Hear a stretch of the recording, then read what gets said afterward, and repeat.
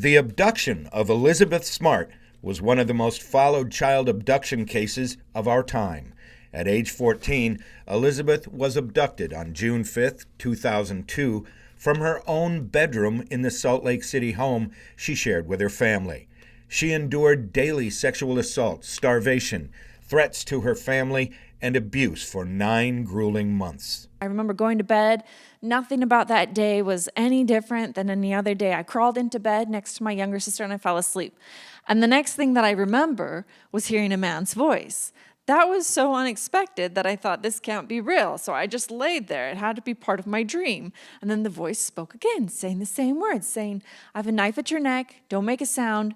Get up and come with me." And the second time that I heard this voice, I actually could feel something cold and sharp lying across my neck. Much of that time within only a few miles of her home. And I just remember crying and crying. How had this happened to me? And what was going to happen next? And what was going on at home? And the tent door unzipped, and in came this man, and he started speaking. And at first I wasn't paying attention, but then I had the thought that maybe I should, because maybe there would be some clue or some hint as to why he was doing this and what was going to happen next. And maybe I could somehow, some way get a message to my family or something. It was always very clear to me that to stay alive, that I needed to do what he told me to do. And that's how I survived for 9 months.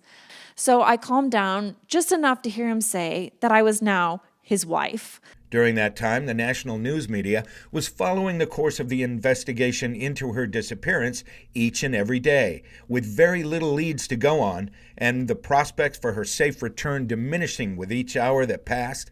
Her family never gave up hope. Elizabeth heroically testified before her captors and the world about the very private nightmare she suffered during her abduction, which led to the conviction of her captors.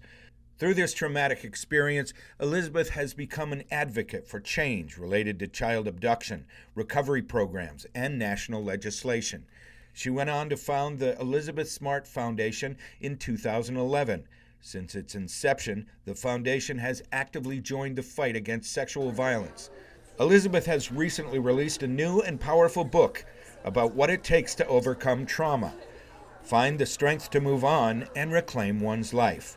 Where There's Hope is the result of Elizabeth's mission.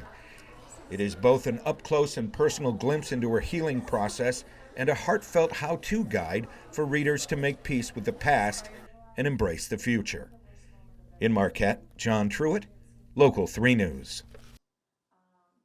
Maybe they don't have the context to know any better or to act any different. And I think the best thing we can do is just be that reminder to everyone else